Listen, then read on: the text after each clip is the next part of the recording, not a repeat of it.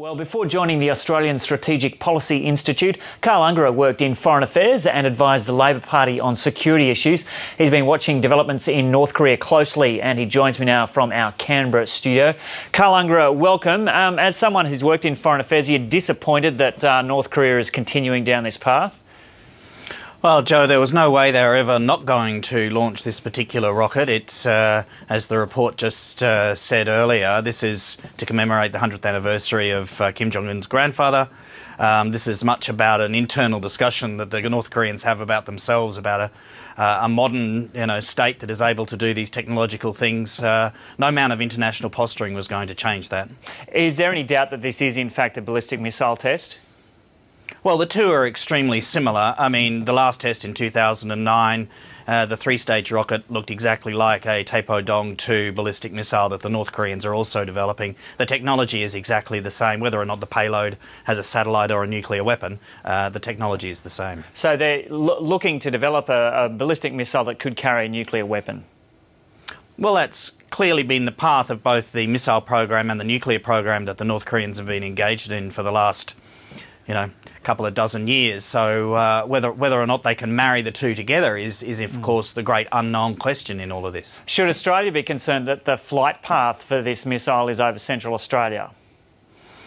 The flight path is unusual. Typically when countries launch these sorts of rockets to place something in the atmosphere, they launch directly east because that follows the Earth's rotation. But the southern pathway of this launch would concern Australia and other countries in its flight path, including the Philippines and Japan, of course. Why have they gone south? Do we have any idea? No, there's no clear indication at this stage. The North Koreans say they're launching a satellite for agricultural purposes, a camera that can photograph things. No one really believes that, and the trajectory of this thing and why it's heading south, not east, is still unclear. Do you think there's any likelihood it's going to be shot down by the South Koreans or the Japanese? No, zero possibility of that. Indeed, the missile defence capabilities that the South Koreans, the Japanese have in place would not be able to hit this thing unless it was in its boost phase early off the launch pad, and that's not going to happen. So the missile defence systems on show in South Korea and Japan are purely for show? Well, what the Japanese have said is they're concerned about debris falling from the sky. That's an extremely difficult thing to do, to hit something as it's tumbling back towards the Earth. But nonetheless, I think they have demonstrated that there's not going to be a passive response anymore to this kind of provocative behaviour, and they're actually going to use what defensive capabilities they have to protect their country.